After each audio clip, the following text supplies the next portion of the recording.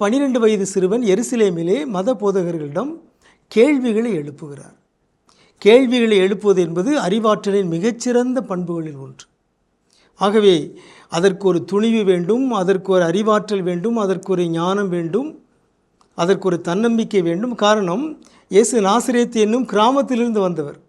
அவர் இப்போது இருப்பது எருசலேம் என்னும் பெருநகரம்.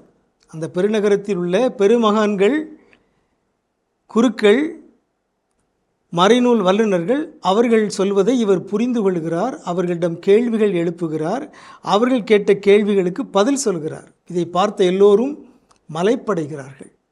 ஆகவே ஒரு தாய் தன்னுடைய குழந்தையை எப்படி வளர்க்க வேண்டும் என்பதற்கு இது ஒரு சான்றாக இருக்கிறது.